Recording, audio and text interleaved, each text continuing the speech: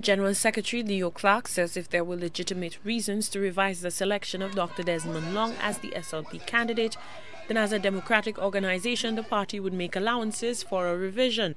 But Clark says the Concerned Citizens Group's argument is based on a faulty premise that only a person from the constituency can serve the needs of constituents.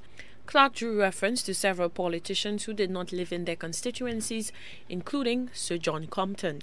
He says Dr. Long has served the community of Ancillary as a doctor and has established strong ties with the community.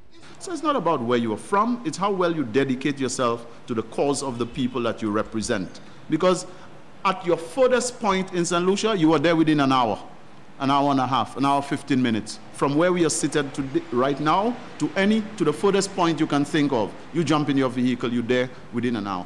People in a constituency may not necessarily be more familiar with what goes on in the constituency than persons who are interested in what goes on in the constituency.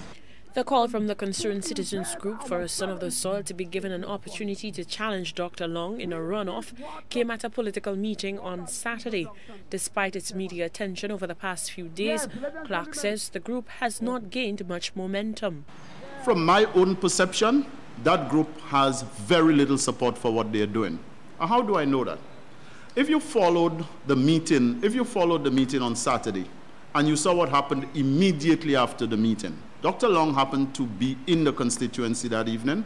In fact, he had just completed a meeting with a special group of young people at the presbytery, the Catholic presbytery, and he proceeded to a building sort of adjacent to where that meeting was being held. Immediately after the meeting, people congregated around him, the same persons who had been listening to those guys, because people are curious to hear what they're saying, but there is no support for the nonsense that they're doing. Clark says the group would not gain satisfaction from a runoff because only members of the party, of which they are not, would be eligible to vote. SLP party members say the runoff process had been used by the UWP camp to infiltrate the party and contaminate the selection process.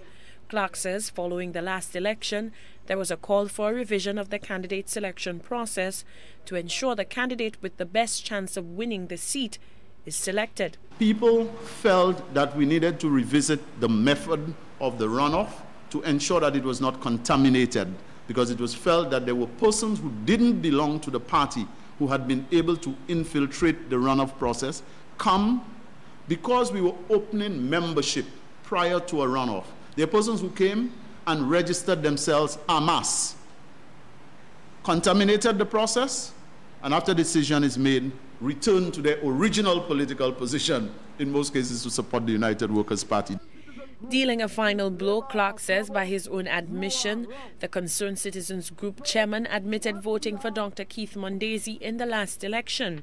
That's a choice he made over the SLP candidate Cyprian Lancico, who was born and raised and continued to reside in the constituency, unlike the Ancillary Canneries MP. Lovely St. Amy, HGS News, Channel 4.